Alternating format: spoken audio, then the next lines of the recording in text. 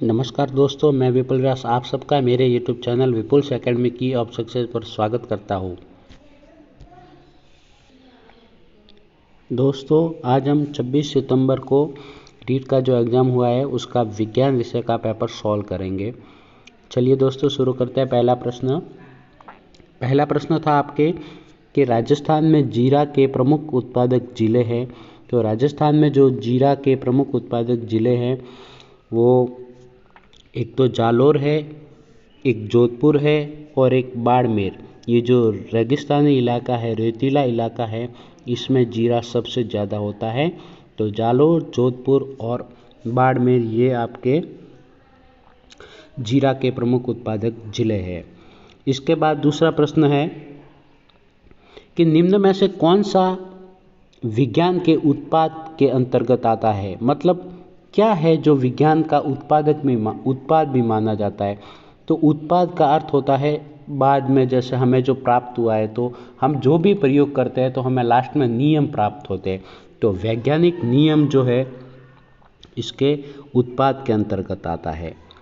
तीसरा प्रश्न है मनुष्य के ऊपरी जबड़े में छवर्णक दांतों की संख्या कितनी होती है। तो हमें पता है कि दंत सूत्र होता है 2123/2123 और ऊपरी जबड़े में निकालना है तो इस 3 को 2 से मल्टीप्लाई कर देंगे, क्योंकि एक तरफ 3 होते हैं और दूसरी तरफ भी 3, तो 3 × 3 या 3 + 3 हो गए 6। तो ऊपरी जबड़े में छवर्णक दांतों की संख्या जो है वो 6 हो जाएगी। अगला प्रश्न है ऐसा कौन सा कोशिकांग है जिसमें सनुपण व परिपक्वन तल 2 प्रकार के तल पाए जाते हैं। तो उस कोशिकांग का नाम है गोल्जिकाय, जिसकी खोज कैमिलो गोल्जी ने की थी। तो चौथे का हो जाएगा आपके गोल्जिकाय। पांचवा प्रश्न है कि मादा मानव में निषेचन स्थल कौन सा होता है। अर्थात जो मादा होती है उसमें फर्टिलाइजेशन एरिया कौन सा होता है। तो वो होता है फैलोपियन ट्यूब। तो इसका हो जाएगा आपके फैलोपियन ट्यूब। छठा प्रश्न है हाइड्रा में जनन की विधि का क्या नाम है। तो सबको पता है कि हाइड्रा में मुकुलन होता है, एक प्रकार का जलीय है। सातवां प्रश्न है कि तप्त स्थल शब्द किसने दिया था। हॉटस्पॉट एरिया जो शब्द है वो किसने दिया था। तो वो दिया था नॉर्मन मेयरस ने। तो इसका हो जाएगा आपके नॉर्मन मेयरस। अगला प्रश्न है बर्डमैन के नाम से किसे जाना जाता है। तो सलीम अली जो है इनको बर्डमैन के नाम से भी जाना जाता है। ये आपके 7वीं की RBSC जो पहले चलती थी उसके पीछे दे रखा है एक छोटे से पैराग्राफ के रूप में बर्डमैन। 9वां प्रश्न है जैव चिकित्सकीय अपशिष्ट निस्तारण की सबसे बढ़िया विधि जो है वो कौन सी होती है। तो उसको जला देते हैं ज़्यादातर, तो उस विधि का नाम है भस्मीकरण। तो जैव चिकित्सकीय अपशिष्ट की विधि का नाम है भस्मीकरण। तो इसका हो जाएगा भस्मीकरण। 10वां प्रश्न है एल्युमिनियम सल्फेट का सूत्र क्या होता है। तो ये तो आपको पता होगा, जिसने केमिस्ट्री अच्छे से पढ़ी है उसको पता है Al2SO4 जो है वो एल्युमिनियम सल्फेट का सूत्र होता है। 11वां प्रश्न सबसे कम गलनांक जो है वो गैलियम का होता है। तो Ga गैलियम इसका उत्तर हो जाएगा। पृथ्वी पर पलायन वेग जो है वो होता है 11.2 किलोमीटर प्रति सेकंड। अर्थात किसी भी वस्तु को हम 11.2 किलोमीटर सेकंड कम से कम या इससे अधिक से फेंकेंगे तो वह वापस पृथ्वी एरिया के में नहीं आएगी, इसके ग्रेविटेशन एरिया में नहीं आएगी, वह पृथ्वी के ग्रेविटेशन एरिया को पार कर जाएगी। तो पृथ्वी पर पलायन वेग जो है वो हो जाता है 11.2 किलोमीटर प्रति सेकंड। 12वें का हो गया। अब हम 13वां प्रश्न देखते हैं मानव शरीर की सबसे बड़ी ग्रंथि कौन सी है। तो मानव शरीर की सबसे बड़ी ग्रंथि जो है वो है लीवर, यकृत। तो मानव शरीर की सबसे बड़ी ग्रंथि का नाम हो जाएगा आपके यकृत। ये आपके 7वीं की जो अभी क्विज चल रही है, ये गवर्नमेंट स्कूल में क्विज आती रहती है ऑनलाइन पढ़ाई के टाइम, तो इसमें ये प्रश्न आया था और ये 7वीं की बुक्स में दे रखा है कि मानव शरीर की सबसे बड़ी ग्रंथि जो है वो यकृत होती है। चौथा प्रश्न है शीत आवासीय पादप का क्या नाम है। तो शीत आवासीय पादप जो है वो है सोल्डेनेला। तो सोल्डेनेला जो है वो शीत आवासीय पादप का एक उदाहरण है। उसके बाद आपको मिलान करने हैं। एक तरफ रोगों के नाम दे रखे हैं, दूसरी तरफ उसको फैलाने वाले जो कारक है उसके नाम दे रखे हैं। तो टीबी का कारक है माइकोबैक्टीरियम ट्यूबरकुलोसिस, टाइफाइड का है सॉल्मोनेला टाइफी, कुकर का है पर्टोसिस और छोटी माता का सबको पता है वेरिसोला जोस्टर। तो ये हो जाएगा 15वें का, मैंने आपको मिलान बता दिए सीधे मिलान करके। 16वां प्रश्न है यीस्ट किसका उदाहरण है, मतलब यीस्ट क्या है, तो यीस्ट एक कवक है जो ब्रेड बनाने में, केक बनाने में उपयोग लिया जाता है। 17वां प्रश्न है वायरस से फैलने वाला रोग कौन सा है, तो रेबीज रोग जो है कुत्तों के काटने से, बिल्ली के काटने से, बंदर के काटने से जो वायरस जनित है उससे ये रेबीज रोग फैलता है। तो वायरस से फैलने वाला रोग है रेबीज।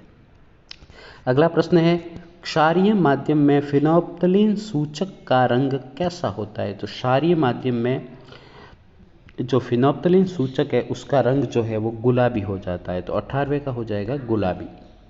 19वां प्रश्न है आपके एथिलीन ग्लाइकोल और टेरिफ्थैलिक एसिड इन दोनों के मिलने से कौन सा बहुलक बनता है, तो उन दोनों के मिलने से डेक्रोन बनता है। तो इसका हो जाएगा डेक्रोन।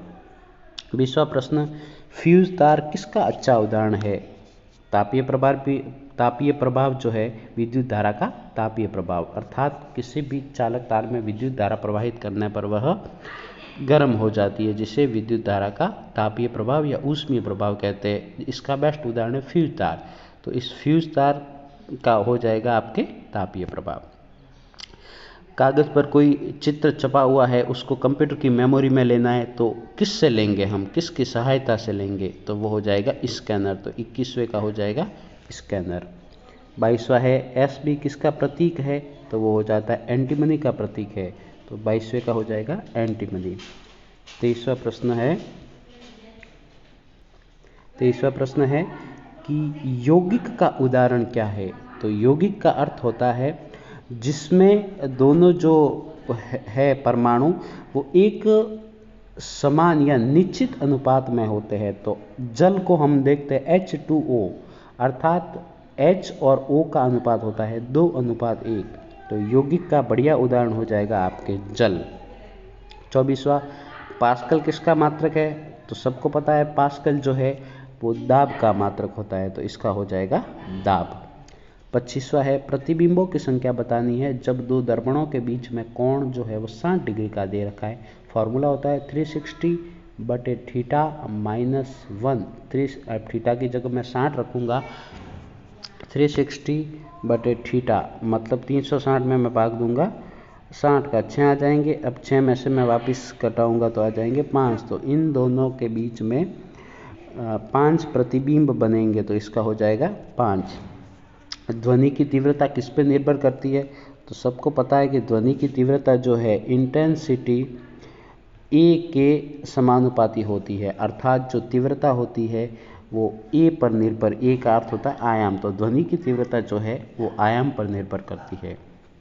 सूर्य से पृथ्वी तक ऊष्मा कौन सी विधि से पहुंचती है, तो विधि जो है उसका नाम है विकिरण विधि।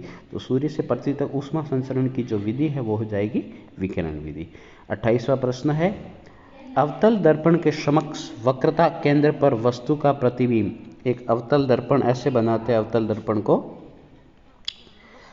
अब वक्रता केंद्र पे एक वस्तु दी हुई है, अब वक्रता केंद्र इसका यहाँ होता है, ये वक्रता केंद्र।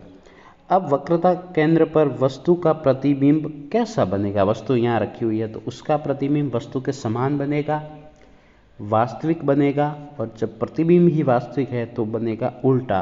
तो इसका हो जाएगा वास्तविक, उल्टा व वस्तु के समान। दोस्तों अगर आपको वीडियो पसंद आया हो तो वीडियो को शेयर करें और चैनल को सब्सक्राइब करें। धन्यवाद।